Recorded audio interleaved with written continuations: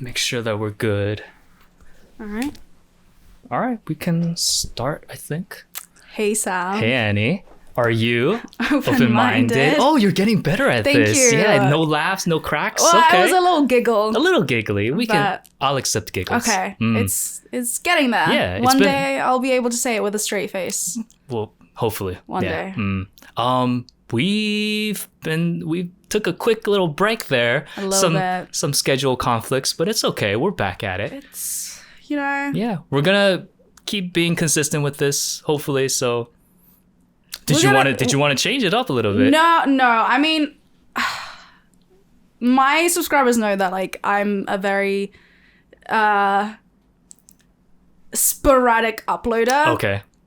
And I mean, you don't need to be preaching to the choir here because like I haven't uploaded in a while, or actually, but anyways. Right. Yeah. Yeah. So you gotta leave them wanting more sometimes. Sure. Sometimes it's gonna be like a break. Uh-huh. And for me, like, especially now that it's getting a little colder, Absolutely. don't come to Korea in the winter. Oh man.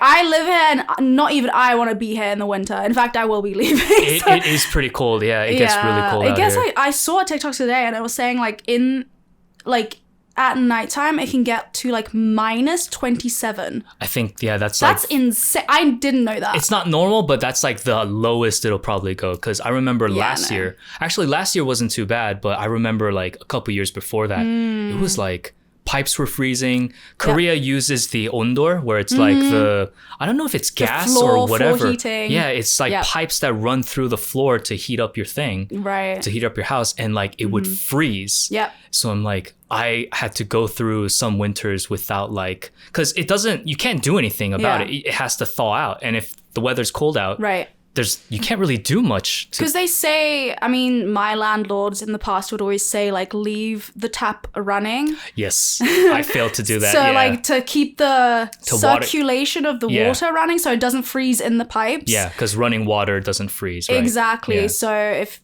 you're coming to Korea, that's a little hack for you. That's specifically for water pipes, but the, I don't know, gas pipes or whatever it is the for same thing? It's water, I don't think so, because I would have running water, but my whatever pipes on the bottom would still be like, they wouldn't work. So I would have to like turn it on for like half a day to get any sort of warmth out of there. And so my gas bill was crazy high at that time. It was like $250 a month or whatever. Oh my God. The average price would be something like around 100, like 120, depending on how big your house is.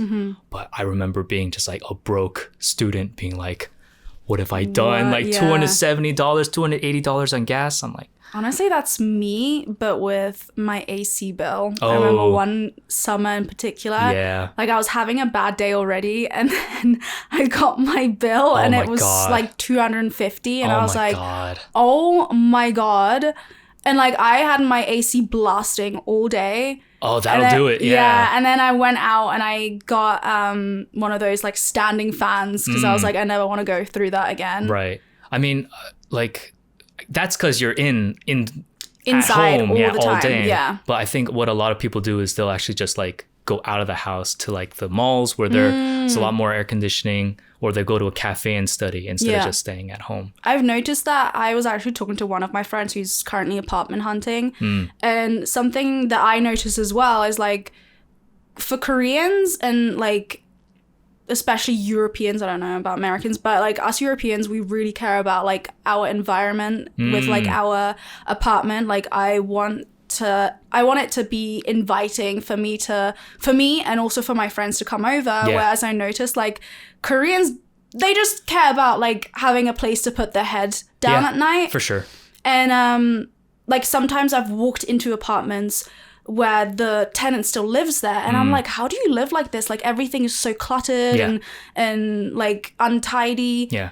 And then I remember like no one will see this. Like their friends don't come over. When they do want to relax, they go outside of their home, which for me is so foreign because I go home to relax. I go home to like do everything. I mean, I work from home as well. Right.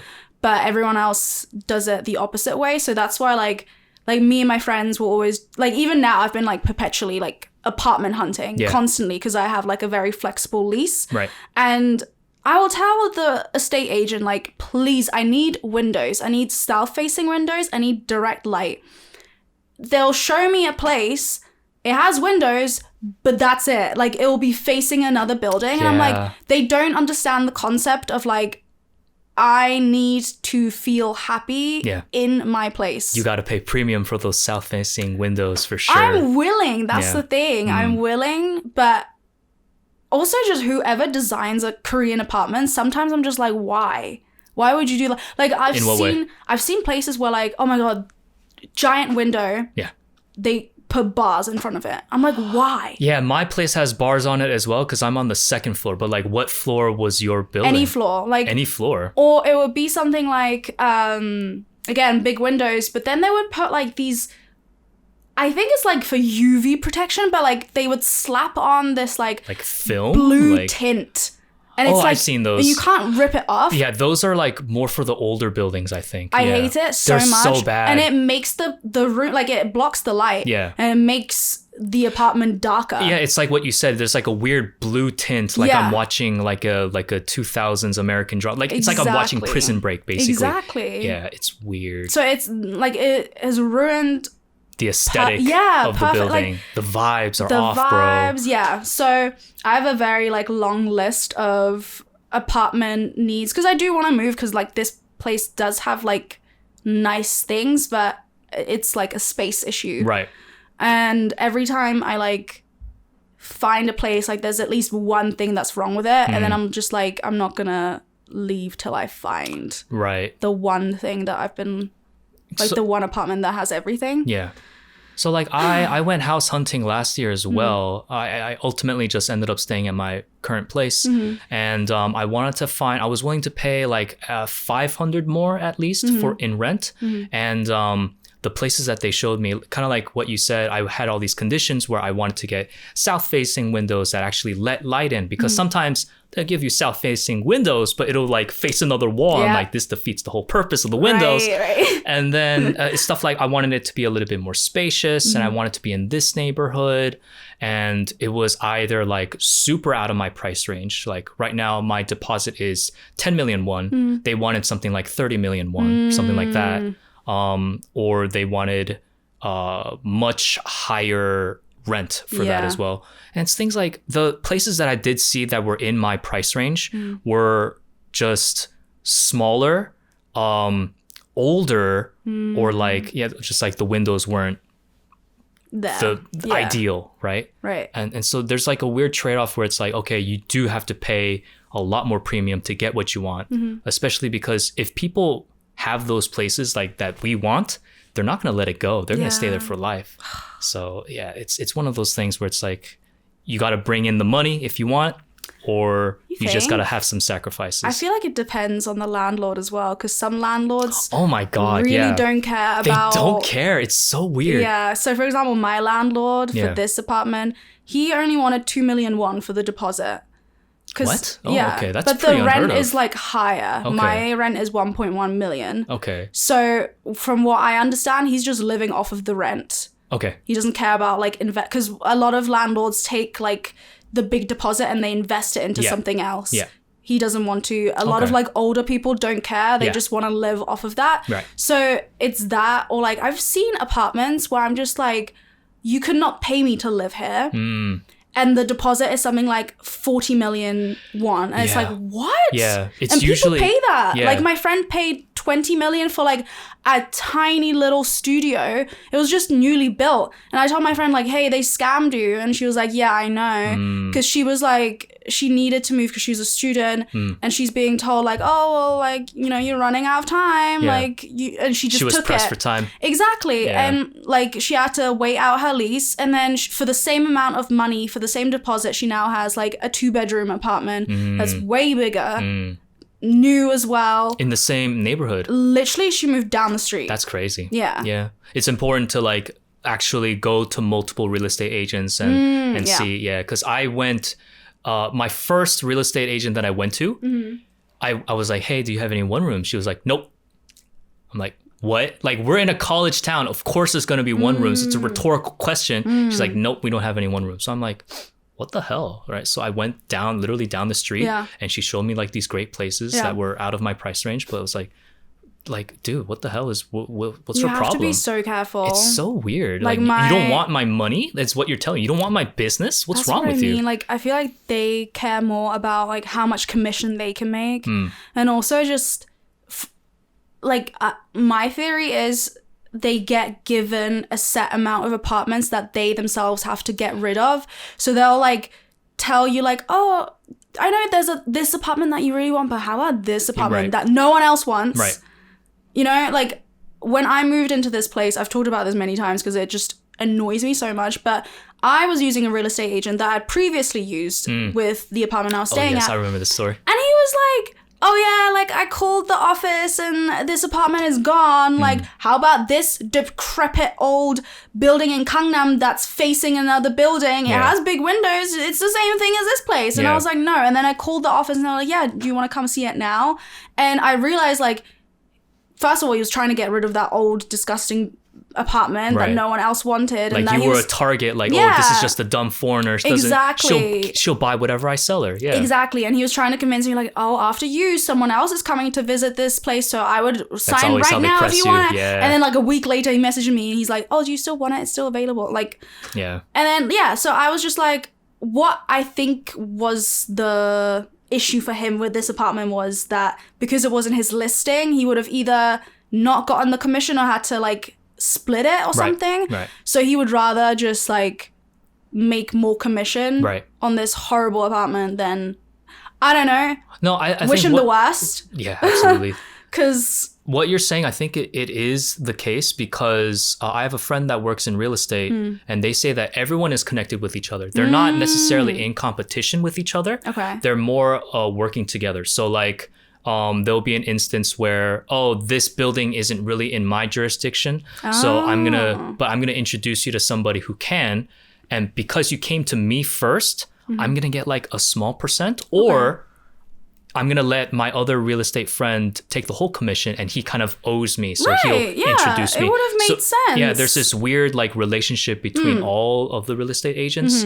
But yeah, I guess I don't know. Like you said, he just wanted to get rid of that really bad apartment. Yeah. And then there's like one of my other friends is currently apartment hunting, and she told me how like she was going around with this one guy and it got to a point where she sent him the link to this apartment building and he was like, oh, well, like, I already showed you, like, 3 apartments that look exactly like this apartment, so there's no point in me showing you this one. He refused to show her an apartment. You gotta be so careful with that stuff because that's so weird. They'll, like, show you pictures and be like, oh, yeah, we'll sign the contract for this. Oh, yeah. And then you actually, like, move in day, you get in, it's not the same. But it was a completely different building. Oh, okay. Oh. She wanted, like, a two room. Right.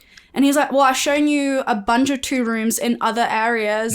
This that you're showing me is the exact same as the other 2 rooms. So there's no point in you seeing it in person. The same guy also took her to an apartment building and he was like, oh, I can't show you the inside of this apartment because the tenant still lives there. But we can go look at an apartment in the same building. That has like the same structure, or like what's the reasoning? No. Basically, he was like, she was looking at 2 rooms. The model apartment was a 1 room, so it's not even like the same layout. Okay. Just the same vibes. That's but weird. He was just like, oh, like, because it's a woman and, you know, like, she might feel uncomfortable. And, like, she wants to move out. Like, I think she wants to get rid of this apartment as much as... I don't know, yeah. Yeah, so I've heard so many, like, weird and odd stories of, like, and my friend speaks fluent Korean. It's not even just, like, he's trying to take advantage of, like, a stupid foreigner. Like, she's been here for years and even she's having issues. Yeah. And she was like, yeah, like, when you bring a man with you, it's, like, a different story. Which is really sad. She was using real estate agents. Like, I know you said he sent a link. So, like, she sent, like, she messages, but she would also use, like apps. Yeah, and look for herself, which is what I did as well. I don't recommend using those apps at all. Really? Yeah, because this is how I found this place. I thought you said that you contacted the people here. Yeah. So like I found this place online. I sent the link to my real estate agent because usually you have on Naver 부동산 you have like the person who put the listing up. Phone number and like Kakao. Okay. So I was going to do it through my real estate agent, I could have just directly done it. But I wanted my real estate agent to get like a cut, which is why I sent it to him. And he also speaks like English, so it would have made it a little bit easier. Yeah. But obviously he's a liar. So that's why I just called them directly and was just like, hey. Because I hear a lot of instances where they'll put up these advertisements and then they'll be like, oh, they just signed it yesterday or whatever. Right. And then be like, okay, well, you can come see these other apartments. Right. So they'll kind of lure you into their office with that promise of, oh, hey, we can sign you up for this place, or I can show you this place. But oh, shucks, it just got contracted out. So I'm always wary about that stuff. I don't know. Sometimes, like I'd say 50-50. Like for this place, I did definitely think that was going to be the case because it was such a good deal. I think the apps are useful because they give you a good sense of what the neighborhood looks like and like what is out there. Is it older buildings? Is it newer buildings? Is it like more one rooms? Is it more villas? Or office tells? Yeah. And also gives you like a general price range. Because like if you go to Gangnam, it's going to be like the deposits and the rent is going to be different than say somewhere like Shilin or Shindorim or anywhere outside of line number 2. So typically, I would say your best choice is to go through real estate agents first, and then or to look at apps first to just get a general feel, and then go to real estate agents directly. Yeah. But I mean, if you found a place, like you would advocate for using the apps if you're looking for a place? Definitely. Okay. And like, because for every single apartment, there's a different real estate agent. So you automatically get a bunch of different real estate agents texting you. And what I would do is like tell each real estate agent like I'm seeing multiple houses with multiple different people, which tells them like, okay, this person isn't like I can't pressure. I can't pressure them. They'll bring their A game. Okay. So you gotta play mind games back with these people. I've realized, but like there was this one apartment that I wanted to view, and I didn't like the way that the person texted me, so I didn't go view it. Okay. But even then, like, that particular place had, like, nice windows and stuff, but it had, like, a wet room shower. And I was like, I don't think I can do that. And wet room shower is, like, the shower above the toilet, right? Like like, next to the sink. Like, no shower. No, like, division. So everything's wet as soon as you take a shower. Yeah, I live in one of those. It's not ideal. It's annoying. And then if you forget to, like, switch over to wash your hands, you accidentally give yourself a shower. That's definitely happened before. Yeah. So I don't recommend those. Yeah, like just moving is definitely a pain. I love it. I love the thrill, like the excitement of like having a new space to decorate. Change? I do like change. Okay. Even though I've been in this apartment for 2 years, like I'm raring to go. I'm always having a look out, which is why like now whenever like someone does like an apartment tour, I can usually tell where they live because I'm like so prolific on the apps, which is kind of scary. Obviously, I'm not gonna do anything with that information. Cancel her. Right, I'm just standing outside people's houses. Stalker, yeah. But yeah, that's why I can also tell which is like when something is a scam. Because either like it is too good to be true, or I've seen pictures of that apartment for months and months and months, and you're just using it as like to lure people in. There's one particular that I know of, and it's like, come on, like, come on.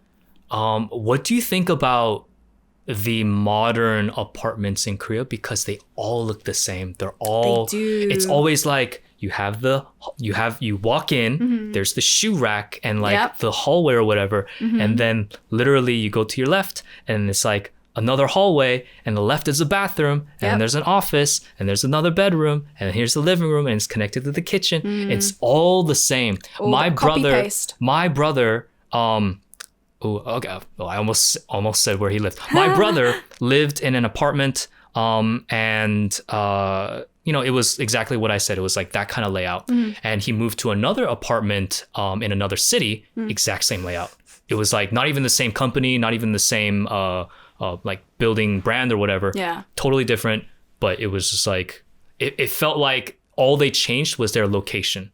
It was so weird. Yeah, it's weird because like I get like tagged in people's videos sometimes. Yeah. And it's like, oh my god, you guys live in the same building. Oh. And it's like, no, Yeah. we just live in a loft. That's why I'm not scared about like showing the layout or like showing anything in my apartment, because there's absolutely no way that like you could figure out based off of the layout alone. Like, I don't know why. Also, even just like certain materials, I feel like are used, like the railing. Yeah. The railing, I see so many lofts have the exact same railing as my railing. I don't know, maybe there's a big conspiracy of like just all the railing companies working together with, like, I don't know what it is. Yeah. Well, I mean, yeah, like a lot of the material that is used here is like typically what you'll see in Korea, like these I don't know what you call it, floor textiles or whatever, right? Or like the freaking granite slabs on there, or like all that stuff is all stuff common materials that we use. So it's like I've definitely seen my house before in someone else's like video or something like that, or like just things like that. I don't know. I don't like it. I don't like how everything looks the same, right? Because I want to be different. I want to be special, but I never would want to live in like a modern Korean apartment. Oh really? No, it's so soulless. It just feels like, I feel like if you decorate it well enough, it becomes your own. I'm not a huge decorator, but I guess that would make it better, I guess. Yeah. All I care about is the windows. Yeah, south facing. Yeah, has to be. Yeah, I live in my windows are south facing. Okay. But there's a fucking I'm on the second floor. There's another freaking building up there. So I get like 20 minutes of sunlight every day. I think like How do you not get like seasonal depression? Oh, I'm just depressed all the time. It's not even seasonal. So are you one of those people that goes outside of the house to relax? No, I just kind of stew in my depression. Okay. No, but I definitely I don't know if I like am used to it, because ever since I came to Korea, well, except for my first apartment, every apartment was like, didn't really have sunlight coming in. So it's just something that I've gotten used to. But like I said, I was trying to find an apartment earlier this year, and it was just like, I had to pay like an enormous premium amount of money to get any sort of sunlight in. Or I had to make the sacrifice of moving into like literally half the space of my current apartment, which is like, my space is tiny to begin with. So to like even move into a smaller place, I know I'm very tiny, but it's just like, it's not worth it. Literally, like as soon as you open the door, I saw this one apartment. As soon as you open the door, it's like you've seen everything. It's one of those. So it's like I can't cook in here. Yeah. Like there's no way that I can like live comfortably here. Right. Yeah. It's literally like one of those like Harry Potter closets. Like it's like that under size the stairs. Under the stairs. Man. Yeah. Okay. Well. Yeah. So you're gonna be moving from this place, you think? Once I find the one, I get like whenever I post apartment hunting video, I get an influx of DMs being like, hey, like, so is your apartment free now? Oh. Like, there's like a long line vultures. of... Oh my God. I mean, no, circling your... I would probably do the same. Like, there's like a bunch of people like ask, like people, my friends would be like, hey, my friend saw that you're moving. Can you like... Are you? Yeah. Well, okay. I take it as a compliment. Oh man. But okay. so like once I have decided and found the place, I probably will just post the link and be like, hey guys, like, oh, that's crazy. Okay, go at it if you want. But it is a nice place. It is a nice space. Yeah. I'll miss it, but I don't know how long I'll stay here. This is the longest I've ever lived anywhere, I think. So okay, let me ask you, what is your opinion on loft apartments? I'm not a fan of them personally. Yeah. How do you feel? Love it. You love them? Love the division. Okay. The tall ceilings. The tall ceilings are nice. Yeah. My ideal apartment would be like a loft 2-room. A loft 2-room. I don't think I've ever heard of such a place. I don't know. Maybe I just made it up. But where it's basically like a loft. You have like this area, the living room, and then you have like a separate room. maybe it's a 1.5 room. 1.5. I think so. Maybe Okay. 1.5 room. Oh, what's her name? Kyun Choi. I remember she did like a video. Yeah. Is that a Something loft? like that. Yeah, she has an upstairs, and then she has like, but she has her bedroom like downstairs. Yeah. And then she uses, I don't know what she uses the upstairs for, but Yeah. like I would have my bed upstairs, and then maybe like the downstairs room would be like an office or something like that, or like if it's big enough, like a living room. Like I want to have like a nice reception area to have like my friends over and have movie nights. That's my thing. Yeah, I think that would be the difference between you and me, is because I don't necessarily want to bring my friends over to my house. I think the ideal thing would be, hey, let's hang out outside, do the things that we do there. And like my space is for my partner and me, like that's it. And like family who comes over. But like I never want to like have a big party at my house. Not party, but like Yeah. a hangout.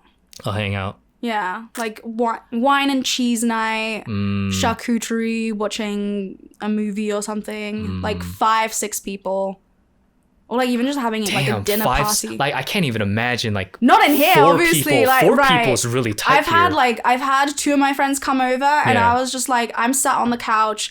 One girl sat on a chair, and my other girlfriend was sat on like on the stairs, and it's like it's like you feel kind of bad. You're like not super accommodating to your friends. This place isn't equipped for hanging out, I guess, unless you have like a big L couch or whatever.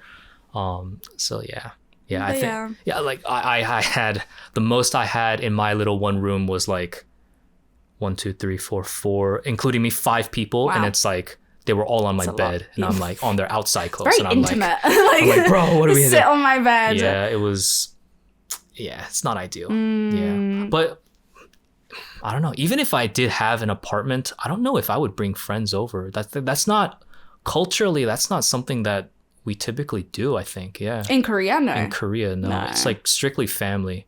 And like we'll have the occasional friend or 2 over, but like, me and my friends are all foreign, so for us it's like so I'm saying there's a like little taste of home, a cultural clash between us. But I did get like I went to an event, and it was like this influencer event, and this girl came up to me and she was like, oh, your videos really helped me. I actually used them for like information when doing apartment hunting.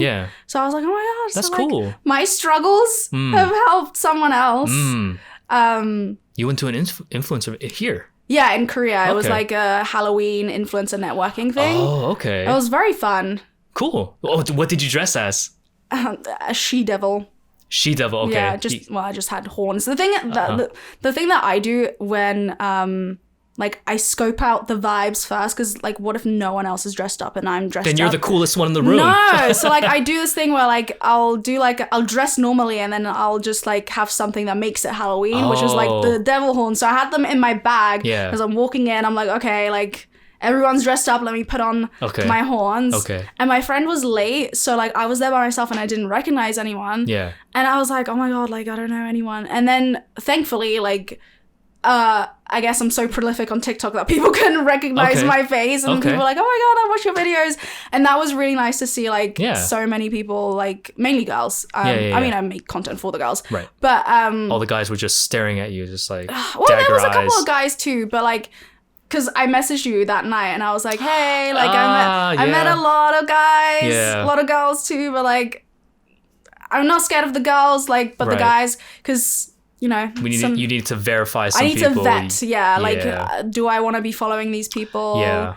I feel like everyone has their own sort of list of like who's cool and who's not. Right. They have like their own internal list, and like, okay, was this guy weird to you? Is this girl a bitch? Like, is she weird? Like, there's definitely a lot. But with girls, it's just like the worst thing she can be is like mean, and I feel like I can find that out, like get the vibes. I don't know, the stories that I heard of some girl influencers being like backstabbing their friends for money or like what? So wait, give tea. Come on. Okay, no, it's just like things like there's like a common, what's the word, courtesy of like, hey, if we are the same, if we have the same look, if we're the same like if we're both within the same niche. Yeah, if we're both blonde with blue eyes, then, you know, people are like, we're technically in competition with each other, right? Yeah. So if you are going to like join my agency, you're basically stealing money from me, you know? It's like there's that sort of like dynamic of like, hey, we're friends, but also don't fuck with my money, you know? So like you stay in your agency, don't come to my agency. There's like that kind of conflict that happens. God. Yeah. And you'll like in the modeling world? Modeling or just influencer world as well. It's stuff like it's so high school of like, we have all these little cliques and like, oh, you can't hang out with this girl. If you hang out with that girl, then that means that you side with her and you agree with what she's done to me. I agree. I mean, I agree to a certain degree. Like I wouldn't, if it's like something heinous, like I'm not gonna. For sure. Yeah. So like, and obviously there's obviously gonna be like boy trouble as well. Yeah. Where it's like, oh, you dated this boy, but he backstabbed me and he was a piece of shit to me. So why are you hanging out with him?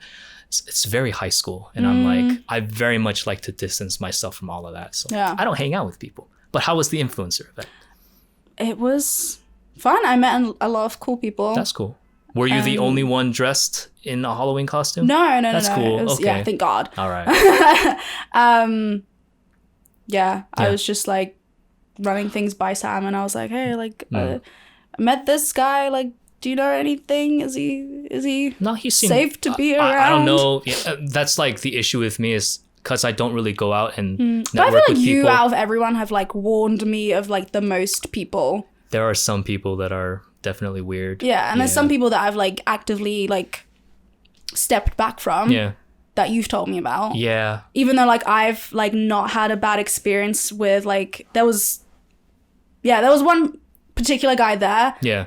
That previously I thought I would say we were friends, but then you told me some things and I've like stepped back because I never want to be one of those people that's just like, well, they've never done anything to me. Yeah. So like I'd be a hypocrite. Yeah. So I like, you know. And it's weird because you don't know the full truth. So you don't know if like this person was actually in the wrong or, you know, it was just spun in a weird way. Yeah, but you talk about that particular person, like multiple. Yeah. People. If you hear more than one story, then I'm like, okay. Exactly. Yeah. And like, again, he's never been weird to me. He's always been nice to me, but like, it doesn't matter. He's done it to other people. Yeah. So, yeah. That space is always weird to navigate. And I'm a coward for just like ignoring or just parting myself from that space entirely. But like, for those influencer events, it's just basically like a networking thing. Like, oh, hey, we should do a collab together, or like what kind of... It can be, or just like, let's connect. Let's follow each other on Instagram. Okay. And then maybe like, well, me personally, I prefer to like have somewhat of an established friendship first before I like collaborate. Because like, I've been in situations where I've collaborated with people that I met that day or like that I've not like actually hung out with and found out what they are as a person and it's like not turned out great for me. Like they would always like something weird would always happen. I would be edited in a really bad way. Yeah, they would cut out all the context. Right, yeah. And then not defend me in the video, in the comments, And when it's like, I understand like, you know, not everyone's gonna love you. Someone's audience might not love you and stuff like that, but especially when I have people on my platform, it's like, either I'll delete the comment or I'll like defend them because I'm like I'm not gonna let someone who I hold dear be talked to like that. Yeah, you're not gonna let your friends be disrespected. Exactly. Yeah. So when it's not like returned the other way, it's just kind of like, okay, like I'm basically like your little scapegoat. Yeah. Yeah. Especially with when it comes to like being edited kind of weird. Yeah. And I'm not even talking about like the podcast thing. Like I'm talking like there's some other it happens other all collaborations. The time. Yeah. Or like one time like I was in someone's thumbnail and they like sent me the thumbnail, sent me the video and I was like, cool, all good to go. And then like for some reason I went to go check a couple days later.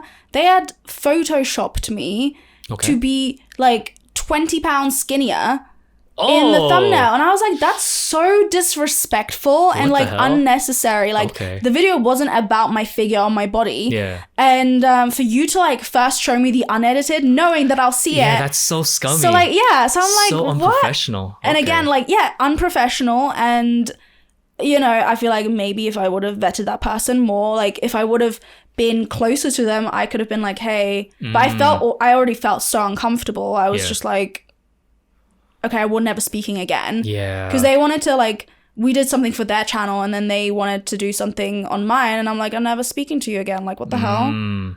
Yeah. So you say that you like to establish some sort of connection or like either a professional relationship or just like a friendship before you follow people, right? Right. What do you do when they're like, hey, you know, let's follow each other on Instagram and they don't fit either of those criteria? Do you say, oh, I'm sorry, like, I don't know you like that? Like, what is your go-to phrase? Well, I would follow and then we we can collab, like, once I know you. Okay. But let's say like a total random influencer that you haven't seen his videos comes up to you and he's like, oh, hey, I love your videos. I'm a big fan. Oh, but that was the event. I was like, let's follow each other. Yeah, I would. Okay. So you just follow them forthright, like. Yeah. Okay. I'm very much no. Yeah, I Really? kind of. So if I came up to you, you didn't know me, I'd be like, oh my God, what's your Instagram? My go-to phrase is, oh, I'm sorry, my following is like for my friends and like business collabs. Yeah. Yeah. Oh my God. So am I an asshole for saying that? Really? Because it's like so rude. Why? It's like I'm not. Why are you here? I'm not obligated. That's true. So I mean, that's why I don't go to those events. But I'm talking about like parties where influencers are actually there. Yeah. So it's not like to like a relax. network. It's not a network event. It's just like, oh, a friend's birthday party or a friend of a friend or whatever. And there have been like some instances where like I added some people and then they turn out to be weirdos and I'm like, God damn it. Oh, but then just unfollow. And I unfollowed them. Yeah. And then a lot of them are just like, why'd you unfollow me? Like, you know, it's like. Well, do you remove their follow? I don't remember. Probably not. Yeah, that's probably why. I'd be pissed as well. Okay, well, no, it's just like I'm not obligated to follow you, and it's just like just because you ask me and I reject you, you're not allowed to be angry about that. Like, why are you upset about that? You know? Am I the asshole? Is it? We'll let the audience decide on that one. Okay. I'm very like. So you'll follow people, and then if they get a strike, you'll like remove them. Yeah, I mean, yeah, like I feel like that's a lot more harmful than just initially rejecting them. Why? Because you could be blocking like blessings. That's true. But you never know what like something could. What if you just don't like them in the beginning? Like if their whole vibe is off and you're just like, Would they be asking me for my Instagram? Yeah, I mean, there's been a lot of cases where people, or not a lot of cases, there's been a couple cases where people are like, hey, dude, like, I love your stuff. Let's follow each other. And I'm like, really? Yeah.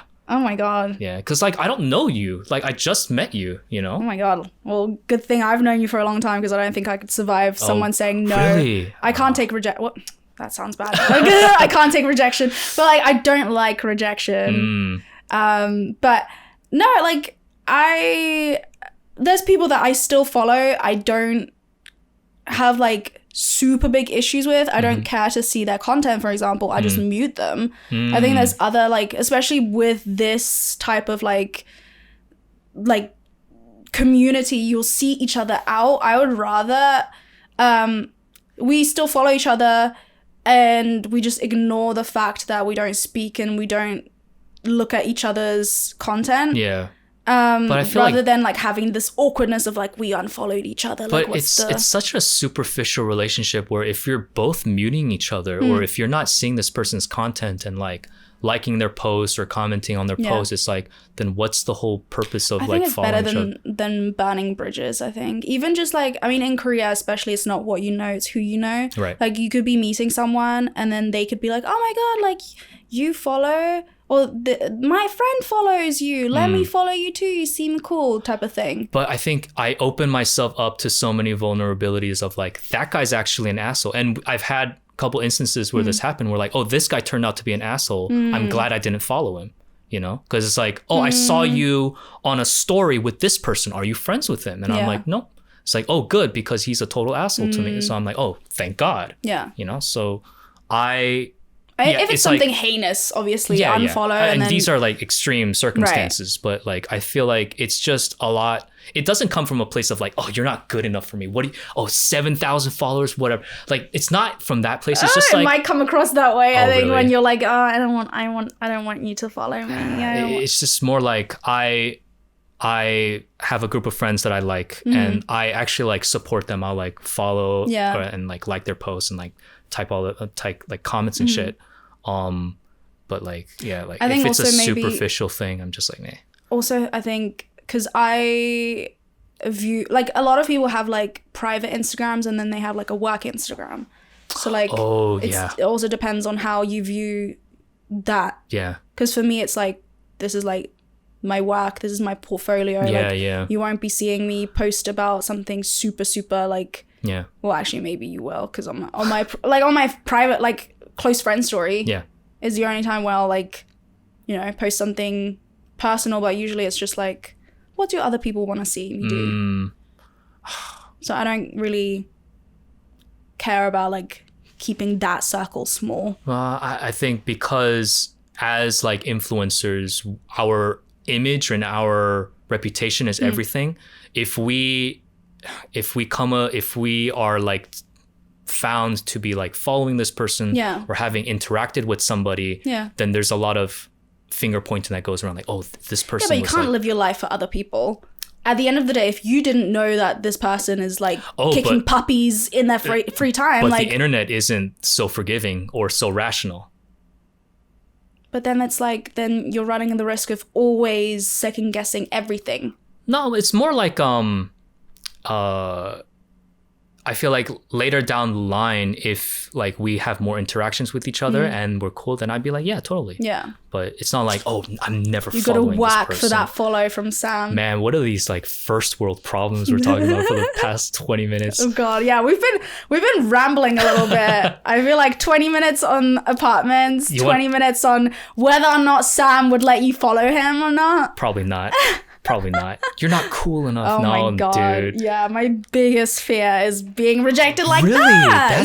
That's remember crazy. Like a couple months ago when I like you were setting up, or we had just finished a podcast, and I was like, oh, what do you think about what was it? Like normalizing rejection, or like I watched a video. It was rejection exposure therapy. Yeah, and I asked you about it, and you're like, yeah, it's so good. And I was just like, absolutely not. Like that is Western propaganda. Like that is where like the Eastern European in me like jumps out, because never in my life would I be like, yeah, I want to be okay with being rejected. I want to be okay with failure. I think I don't really remember what I said, but hearing it now, it comes from a place of like, you're always going to lose and get rejected more. So you might as well just like get over the fear of doing it and just like, it's like, you should never be okay with failure, in my opinion. Like, no, it's not, it's not being okay with failure. It's you're going to fail, right? You're going to fail. You're not going to win every time. That's not a realistic goal. You can't let the fear of failure stop you from trying, is basically the whole point of the therapy. So it's like every girl that you go up to, she's not going to give you her number or whatever, but like, is that going to be the reason why you don't ask her and don't approach her to begin with? Like, no, it's, I don't know. I feel like more guys should feel scared.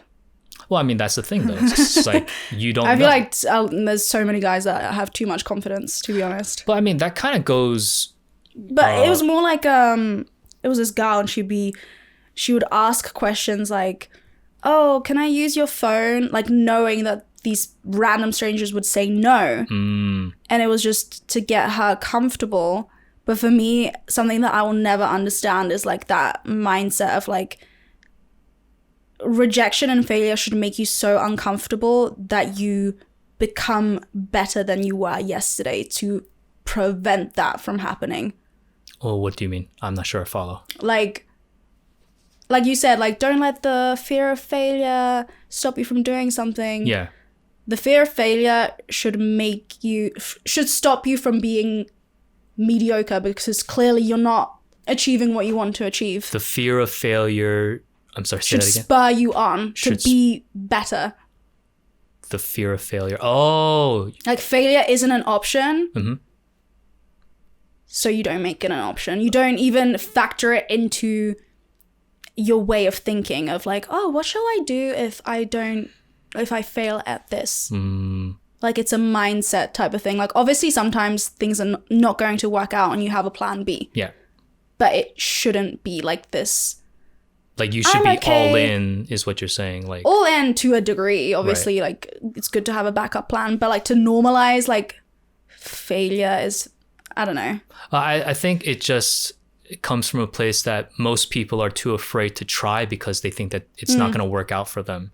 But you got to be okay with the idea that it's not going to be okay, but you keep trying anyway. You should keep trying and let the wins spur you on. Well, that's the thing. It's like, yeah, you continue asking these things so that you're not afraid to try. I think that's what the core reason for like rejection therapy is.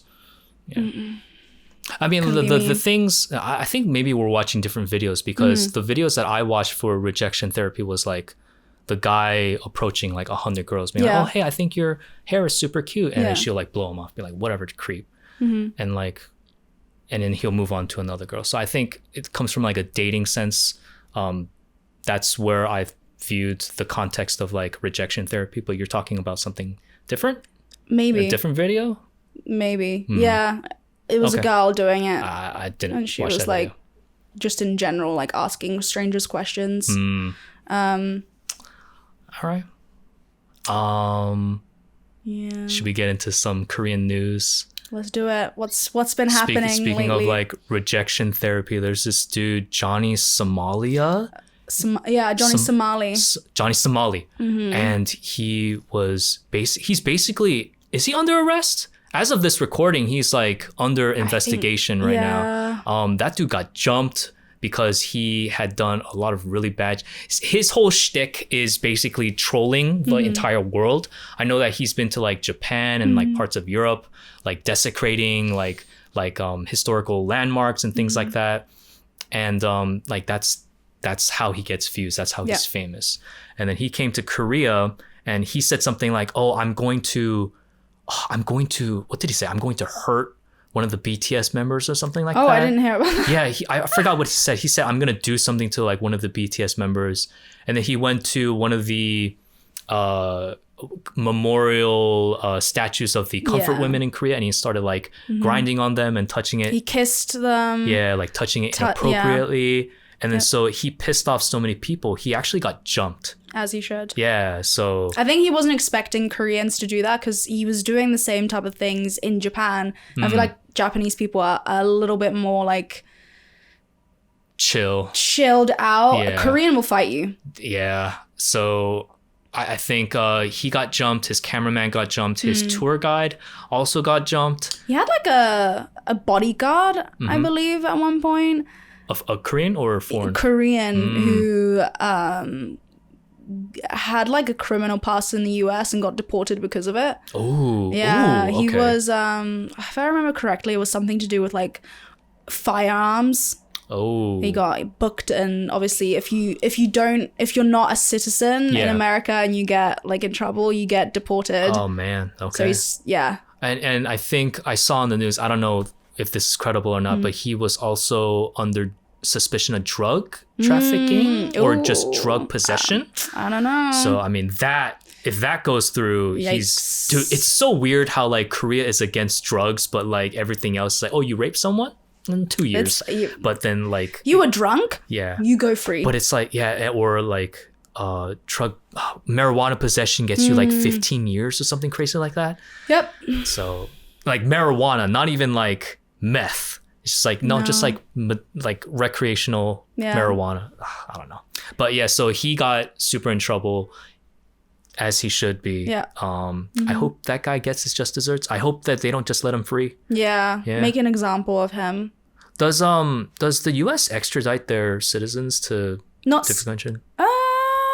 It depends on if they have a treaty with the country. Korea specifically. They must do. Like Korea and the US are like besties. That's so I don't for know. a long time. But I don't know what crime that would be. It's like he wasn't harassing people. He was like dumping ramyeon water in the Korean the convenience store. He was desecrating. He was also like filming police officers. Okay. Is that illegal? Without their permission. In general, filming without someone's permission. Okay. I think like my thing is like, and what kind of annoys me is watching the comments and having people be like, oh, he's making like other foreigners look bad, like Koreans are gonna make us, and I'm just like, but Koreans are not stupid. Like, they know the difference between one person doing something. Like, we should have like, obviously some Koreans will be like, oh, I saw that one guy, so I'm not gonna trust like any other foreigner. Yeah. But I think it's also important to talk about that aspect and like not normalize it and just be like, oh, well, like, you know, he had a bad experience with one foreigner, so of course he doesn't like foreigners now. Like, let's have more like expectations for Koreans as well. Sure. Like, to have the cognitive ability to realize like, this is a streamer, this is an idiot, this is someone who makes money for doing this. Like, some random foreigner walking down the street is not going to be the same as like Johnny Somali. For sure. So like, that really pisses me off, especially like in general when it's like, oh, you make us foreigners look bad. Like, this is the same coin as like Koreans. Let's not generalize all Koreans. All from one person doing something. In the same way, like, when foreigners are like, oh, like, I had this like experience, like what's happening with the Elena thing and the podcast thing, where she talked about her domestic violence situation, and she said like, hey, you know, a lot of girls come to Korea thinking that they'll get their like K-drama prince, but this can also be the experience, which is like, she shows her bruises and a domestic violence situation. And then like, this guy from the Under the Influence podcast, I forgot his name. What's his name again? Wu-Tak. Okay. Korean dude. Korean American guy is just like, calls her racist for pointing out, even though it made sense contextually. She's not randomly just being like, oh yeah, Korean guy, and every Korean guy. His argument was like, oh, there's all violent men in the world, but you're singling out like Korean people for being violent. But Koreans are the ones that, especially Korean men, are right now being like the most like fetishized they've ever been partially because of the propaganda that Korea puts out. I mean, even us, which is why like a lot of us feel like we have to go out of our way to also like balance it out. Like, yes, my life in Korea is amazing and I love my life here, but let me also talk about the downsides. And as a woman, some of the downsides living in a man's world is the men, and in Korea it's the Korean men, you know. And like, for him to be like, see the bruises, see her injuries, and in his apology, he was just like, I just like said the first thing that came to my mind. The first thing that came to your mind when you see a woman beaten is, it was her fault. You're racist, and you have shitty taste in men. That's what he said. Yeah, that's not. And that's why like the apology thing, like, I didn't see his apology. It was 2 minutes long. Okay. Like, Esther, who said racist things, 2 minutes.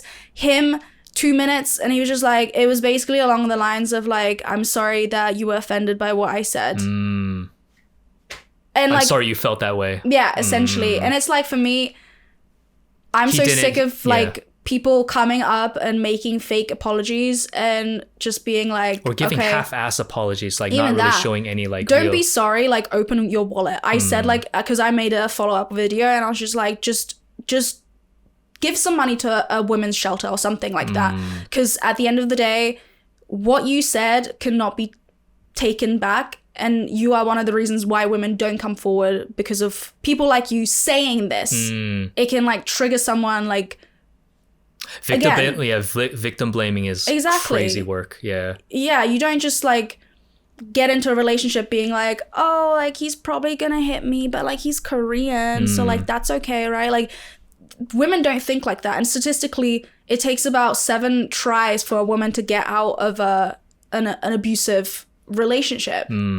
So like, cool that you can't put yourself into that situation, but like, I can't put myself in the situation or the mindset of someone being like, it's your fault. But I can still have like empathy for other people. Right. And that's what like makes me so angry with like this lack of empathy, especially from men. Like women who have never been in a bad relationship or abusive relationship can empathize with women who have. I would never in a million years be like, that was your fault, you're stupid. Like, like I've seen people that I know be in relationships like that. I would try and they'd be like, oh, like this time it'll be different. And, you know, it isn't, but I'll be there for you. I won't blame you. Right. It's like, it is in a sense like a psychological, it messes with your head. You're not like clear-headed when you're in an abusive relationship. Yeah. And there have been some instances where I've had girlfriends in not necessarily like violent relationships, but like they were still in relationships with like really shitty people. Like they would borrow money from the girl and like not pay them back or like stuff like that, scummy shit like that. And you know, the whole friend group would be like, why are you with this guy? And they would like constantly make excuses. So like you don't really know what is really happening to you when you're in when you're in it. Yeah. And it isn't until like after the fact you get some retrospective insight on it. You're like, oh, okay, no, that totally was. And it's not like they start off the relationship that's like that. thing. You slowly, they keep pushing the boundaries more and more and more till like more it's of not this like, is like the norm. It's normalized. Yeah. The more it's normalized, the more they can like push your boundaries. It's subtle changes where it's like to the point where when he's hitting you, like it's not like, oh my god. If the guy isn't starting the relationship being like punching her and then be like, oh, I can change him. It's not like that. It's more like, no, he's just super sweet first, and then there was like a change. Yeah, and it's like a gradual change. It could be from like verbally saying stuff to then like maybe he'll like tap you the next time, and then after that he'll push you, and then after that he'll punch you, and then and there's like, also gaslighting as well, where they're like, oh no, I didn't hit you, I just pushed you. That's a insane work. And like again, I will never respect someone who is able to say that, record it, watch it back, and be like, yeah, that's fine for me to say. Like you said it, you recorded it, you probably edited it, you greenlit it for it to come out. There's no remorse there. And for you to not even like message her directly or even say her name in your apology just shows like you don't care. You just care that he didn't care. Like DM her or anything like that. That sucks. Did he call her out her name specifically in the initial video? He didn't say her name, but he described her. Okay, like to a T. Spanish white girl from Spain. Oh, okay. I didn't know she was Spanish. Okay. All right. So like, yeah, she's half Spanish, but like it doesn't matter. Like it really doesn't. In that instance, him saying that didn't matter. It was just him being upset that I guess non-Korean woman was talking about a Korean man or Korean men in like the sense of how domestic violence can happen to women in Korea. Yeah. I get the idea that like women have to have accountability for what relationships they're in and what relationships they foster, but it's also on the onus of like other men to speak up for 100%. Women and to call out specifically men for being like, hey, no, this is actually abuse. And like, so I don't really know what the whole purpose or like where he was coming from on that initial video. So yeah, I don't know. Well, my thing is, I think like imagine if you like, because I get this a lot where it's like, how dare you speak on Korea? Imagine like you look down on someone so badly, you see them criticize something that you love, you don't think that they have the right to, if that makes sense. Okay, yeah, like you're so jaded, you don't have the right to talk about it. You're like low down, like how like it's not your place to even like criticize anything. Okay. Like let's say I'm a refugee in a country, and then I start shit talking the country. Oh. And it's like, that's not your right. Like, where you came from is way worse. We did all of this, like, blah, blah, blah, you're a guest kind of thing. That's the kind of treatment that I think a lot of foreigners get when they, like, talk about certain aspects of Korea. And it's like, but why shouldn't I? Because if a Korean said things about my country that made sense, like, was like, okay, yeah, that makes sense. Like, I think that should be changed. I would never be like, you're not from this country, therefore you have no opinion. And at the same time, it's like, I'm not a guest. I pay taxes here. Like, I've lived here. Like, I contribute to the economy. Like, I am, by all definitions, I'm part of Korean society. Right. So just because I'm not born Korean, I'm suddenly not able to comment about my experience. An experience that I experienced at the hand of the people of this country. Right. And let's be honest, if I was Korean, I wouldn't be experiencing half of these things. I would have the support. And then, like, if, like, let's not get into even just, like, when foreign women, the extra barriers that we face when we actually want to report a crime. The extra, like, just... It's, racism that we go through sometimes, where it's like... going back to Courtney, the enthusiast, like, she had so many extra barriers. She couldn't, like, see her child because it was like, oh, well, you know, it's better for the child to be with her, with its Korean family, even though she herself speaks Korean and like, she's fine. Or like, translators wouldn't be called to the meetings and like different things like that. Yeah. I mean, not just foreign women, but also Korean women also have a pretty difficult time with police as well. Right. I feel like That's police what I mean, here but are like just like women very... in general, but then it's important to also like separate the two, because Korean women and foreign women are treated differently when it comes to that, like both badly, but there's an extra barrier. With like which is why like a lot of people now on TikTok are kind of like calling out this one girl who made that TikTok with like when you come to Korea and suddenly now producers, actors, singers and lawyers and doctors want to date you. Yeah.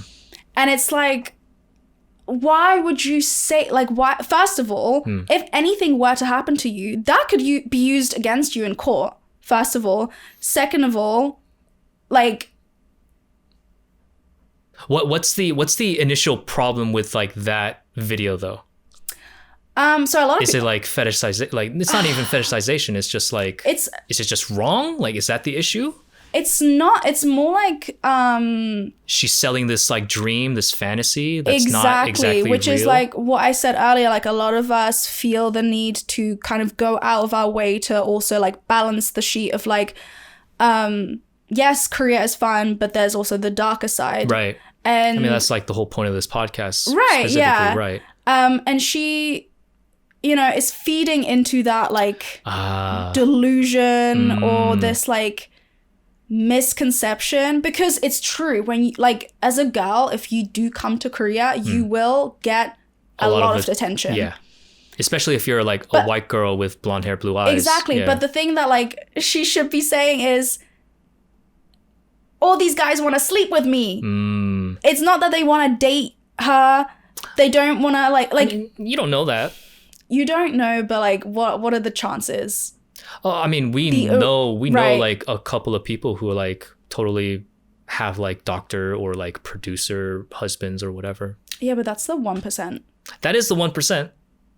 Maybe she's 1% as well. She's not talking to the 1% though. She's talking to, when you upload a TikTok like that, especially to, because Korea has more of like a younger skewing audience, especially on TikTok. And like, you look at the comments and they're like, oh my God, like, oh my God, I want that. And they come here and they think that they end up in like not so good situations because they think like, oh, Korean guys are like innocent. It is like the K-dramas. I'll be treated like a princess. So the issue is that she's kind of setting up these higher expectations, or not higher expectations. She's setting up, like you said, like it's the delusion. It's not acknowledging that it's fetishization. Because she's talking about, like, all these guys want to date me. And And it's like saying like when you are foreign, especially like where do you meet guys? At the club, bars, and online apps. Yeah. So, and you said like that's where like that's like where all the dirt bags are. Yeah. So when those kids see those TikToks, they come to Korea, where they're gonna find these like doctors, lawyers, and all that. Right. In the places where you should not be looking. I guess it depends on like how genuine she was being with her experience, because if that was the case for her, like she's just talking about her experience, which I don't necessarily have an issue with, but if she is being like, if she's doing it in a way that she wants to like propagate this like weird fantasy that's not necessarily true, then I would say that it is dangerous, because you end up putting these girls in a situation where Elena was in. It's like, oh, this guy, he can't do anything wrong to me because he's a Korean boy and I'm in Korea and blah, blah, blah, blah, blah. And then... But that's not how she was thinking. Okay. I didn't see the original video. I think Elena, I saw you. No, Elena, I watched her video. Yeah, she was like going out of her way to like dispel the myth of like, hey, like any relationship with a Korean guy is always going to be perfect. And the thing with that girl specifically, again, you're not like acknowledging the actual real experience of being a foreigner in Korea. Like, but that is the experience for some girls here. Like they do, because I know a couple people who like actually do have like those kind of relationships. But you can't lead with like the exception. But if she's talking about her experience, but whenever you post something like that, you're not like, write it in your diary, you know, like you don't post, like you want other people to see it, agree with it, want to aspire to be like that. And again, like, where are you meeting those guys? Like, there's a difference between like all these guys wanting to date you and actually like wanting you for you. You know? And it's the whole thing of like being a creator and being mindful of what you post. Like, yes, maybe she's like just meeting these guys on the street and she's just really lucky, but that's like her life isn't everyone else's. When you put something out there, there's like a cause and effect. You have a certain responsibility, especially given like... I don't know about that. Really? I don't know. I think like for me specifically, when I post stuff, I don't do it from like the lens of I'm an influencer. I do it from the lens of this is what I believe, this is my experience. I'm just putting it out there. If people, other people fuck with it. But you must think that it must be like, it could be relatable to some people. Sure. And maybe she views it as relatable to some people as well. I mean, who are we to say? I don't know. Yeah. So like all that is to say that like her initial video, I don't really see a huge problem with it, but I think that it can be dangerous for some more impressionable young people to be like, oh no, this is like, you know, this is like propaganda basically, right? Yeah, you're feeding an already existing like stereotype or delusion, especially for white girls who from even just from my comment section, I can see that a lot of like European girls believe that when they come to Korea, or like what they look like is like the standard, like the beauty standard, especially. What do you tell your friends when they like want to when they want to start dating here? What is your like advice to people I would want say to get like a Korean boyfriend or whatever? Yeah, make Korean friends and then get them to introduce them to their friends. Yeah. So it's 소개팅. Yeah. Okay. How it should be done, in my opinion. Like, I don't think online dating anywhere, like even outside of Korea, is what it is or what it was anymore. Yeah. Or like just meeting organically, I guess. Like, but how do you meet organically when... Join a running club or like, I don't know, like play a sport. Like do things where alcohol isn't involved. How many of your friends are in relationship with Korean guys?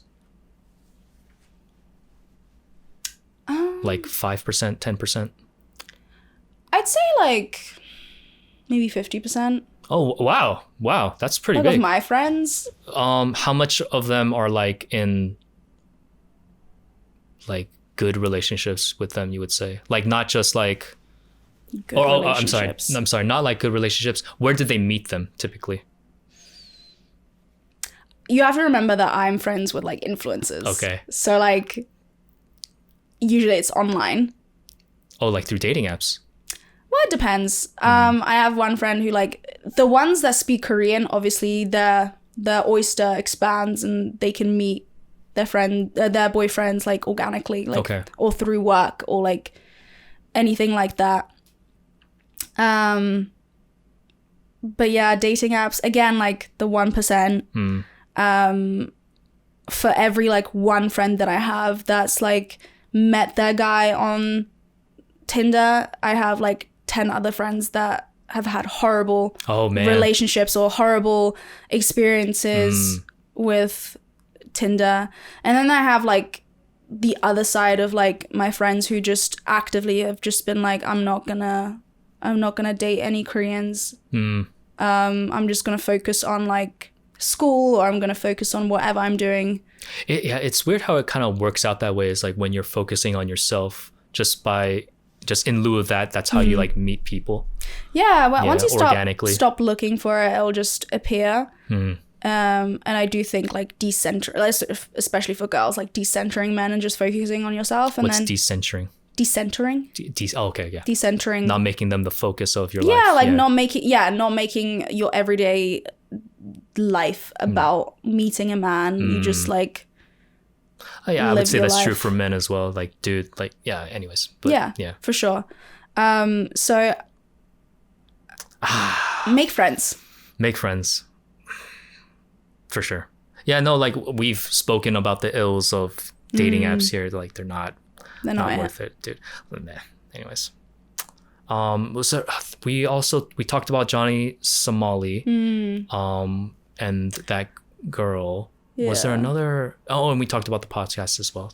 Okay, I think that pretty much does it. We hit a lot of points. Yeah, there's the whole like Hybe internal investigation. What's it called? The I have no idea what's going on. I just keep hearing things and I'm like, that can't be right. The whole leaked documents and is that real? I don't know. Why do they have documents like that? I mean, yeah, it's if you needed proof that like gossip is a cornerstone of Korean culture, like look no further than the Hybe internal documents that go out. The monthly reports or like weekly reports or whatever. Yeah. Just talk so much shit. They talk like allegedly they say a lot of positive things, but the bad reports are the ones that come to light, right? That everyone focuses on. And it's just like the most petty shit of like the most underhanded stuff of like this group didn't sing live at this performance. Yeah. Or there's this one really big celebrity that is actually in the hospital, so we should send one of our celebrities to go visit him for like good press or funny. To establish a connection with this celebrity in hopes that he can like ride on his coattails or something like that. It's just like, dude, what do you like? I get that it's a business and there are like business levels to this. Yeah. And I'm sure that stuff does happen all the time. But it's like to have it in black and white is crazy. It's like that. Hilarious. That's so weird. And even stuff like we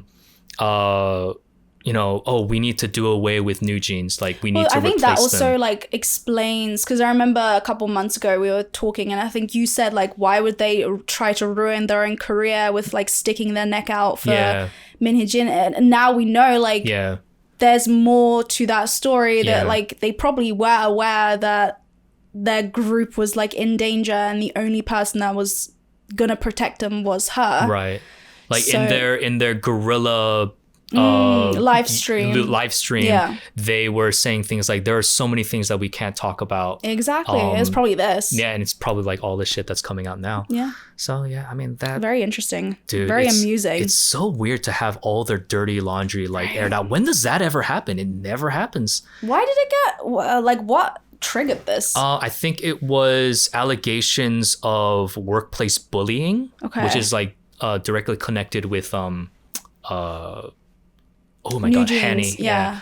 And so that kind of spiraled into like this whole deeper investigation of like just how deep does this rabbit hole go, and so they got all these documents talking shit about every single K-pop group. They're being like, Stray Kids is too short, like they look so bad, I feel bad for them because they're so short, and stuff like oh, you know, we need this group to be just like Blackpink. We need them to be like on that same level. So let's copy them, and just like the most shameless business tactics, the most shameless idol training tactics. A lot of like collusions of like, we need to get rid of this group and hype up this other group because they are more, they're a lot younger than this group. So they're more easily controllable, manipulated. I don't know, dude. There's so much shitty stuff happening, and that's just that one company. I'm sure they have similar reports in every company. Like every company has a report like that.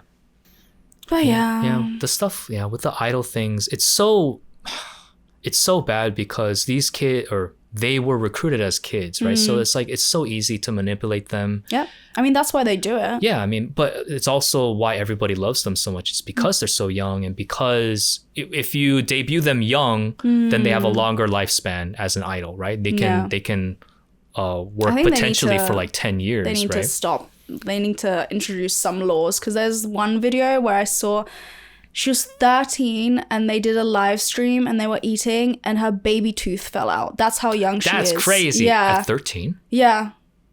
13 seems kind of old for that, but okay. I think so, yeah. But that's it was so a crazy, like though, yeah. live stream of her like, oh my God, I'm so sorry. Like my tooth just fell out. That's crazy. Yeah. How Blackpink is like, they're not in their 30s, right? Late 20s. Late 20s. Okay. They debuted when they were 18 and they're now 27.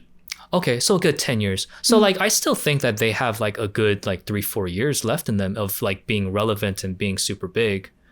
Well, it could be more now, that because they're the first major K-pop group that like ventured out of the K-pop bubble and is now, I mean, if you look at like Lisa, Jennie and Rose, they both are like very much targeting the Western audience with their songs. I liked Jennie's Mantra song. I thought that was nice. It got banned.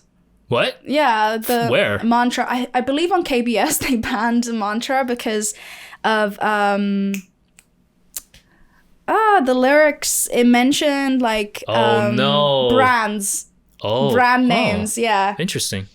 In and Out. Love In and Out. She mentioned In and Out. Yeah, she mentions In and Out, and she mentioned. Oh, that's interesting. Yeah, a couple other brands. But there are like tons of raps where they're like talking about Gucci and Chanel. All right. Yeah. Okay. I don't like that Apata song. I love it. I don't know if I like it so much, but like I can't stop hearing it in my head. So it's catchy. And I'm such a big Bruno Mars fan. So like anything with him in it, I'm just like, yeah. Do you see that post that he did with Rosé's? That's so funny. I mean, when I read it, I was just like, oh, okay, they're coming out with a song. Oh, yeah. And people were like, oh my God, what? Are they dating? Are they kissing? Yeah. Like, what? And it's I was like, straight what? Up fan fiction. Yeah, he wrote fan fictions about himself. And I was like, obviously, that's like they're making a song together. That's like their kind of like pre-announcement. And then the next day, like they announced it. So yeah, I like him. He's a funny guy. I wish Rosé would put out more music. I really like her voice. I think that she has potential. I think she's the most passionate about music, I think.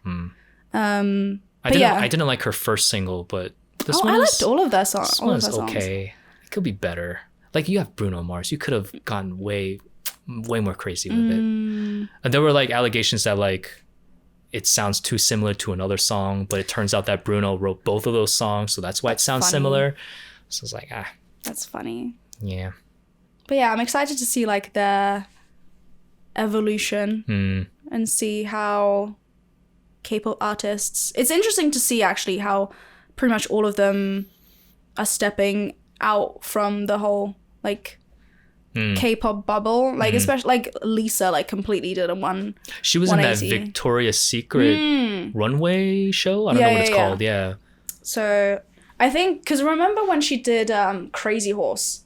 Yeah, she got a lot of shit for that. That was like planned. Okay. That was I don't know the details. She was like Just it's in like lingerie? it's or a cabaret that's it? show. Like no Okay. photos allowed to be taken. It's like topless, but like with nipple tassels and stuff. I think What's a nipple tassel? like you just It's a sticker. yeah, Okay. essentially. But I think she was like somewhat clothed, but like very risque. Okay. And I remember thinking like at the time like it's very obvious that this is done so that what she does in the future isn't like, oh my god, like this came out of nowhere. Because now she's able to do Victoria's Secret. She's wearing lingerie from head to toe.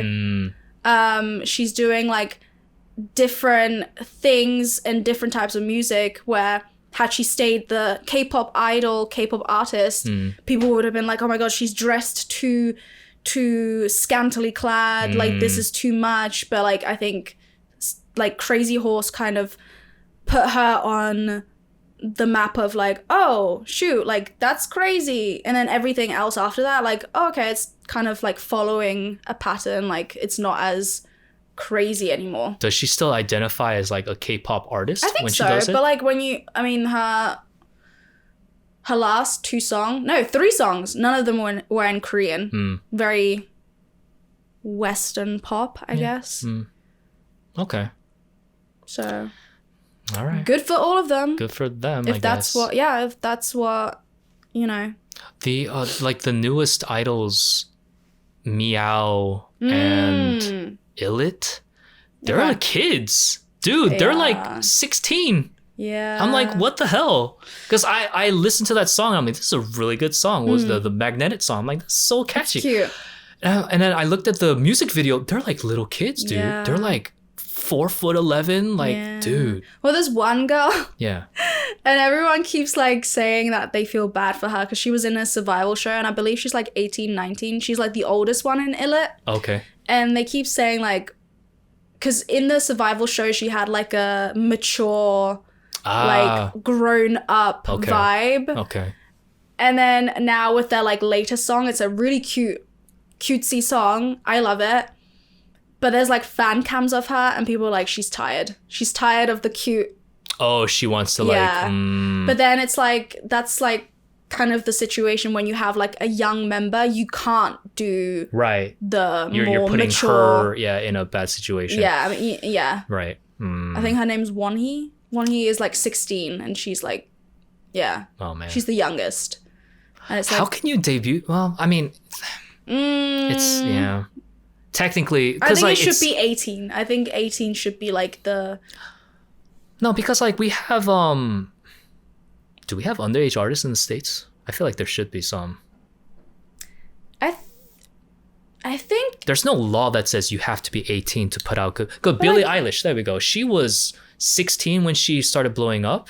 Right, but I think it's very different where like Billie Eilish versus like being put in like little dresses and dancing and singing. And then when you look at the like fan cameras and the fan chants, it's men, grown men. That's another thing that I never really understood with like these cutesy, like I would think like these cutesy concepts are for the girls, and then you go to a concert or you listen to like the fan chants and it's grown men like chanting, and I'm like, whoa, okay. That's like, how would I feel if I was like friends with a guy and they have he like was super into, and he has Illit posters everywhere and like what posters of Wonhee? I'd be like, that's weird for sure. Yeah, but I feel like most K-pop girls are like groups are mostly female fans, because like Blackpink, LE SSERAFIM. But those are like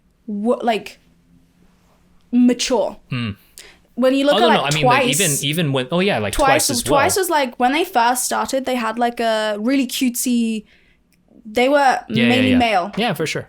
So like I think, well, they also say like female girl groups are more lucrative because you can market them to men and women, whereas like boy groups you can only market them to girls. Right. So that's why there's been like an explosion of girl groups recently. I cannot name you like three K-pop boy groups. Yeah. I know 17. Oh, BTS? Oh, Of BTS. course. And then ATEEZ? Oh, okay. Are they Korean? Yeah. They're boys? Yeah. Okay, there you go. That's all. There you go. Okay. Whereas like I can name 10 girl groups. Yeah. This is the generation of girl groups for sure. K-pop. Okay. Yeah. Shall we end Wrap it it here? up? Yeah. We're at an hour 30. Yeah. The last episode R.I.P. took 75 hours to export. Like, oh, that was so. Woo! I don't know what determines the length of the export, but yeah, my computer is gonna die.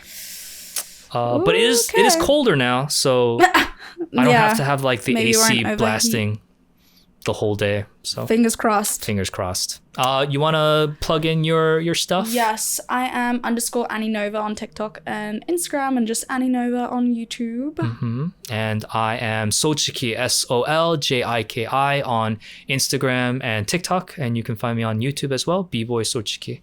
And yeah, that'll do it for the show today. It was nice catching up with you. Yeah. See you next time. Next time, yeah. Bye. Next time. Bye. Cool.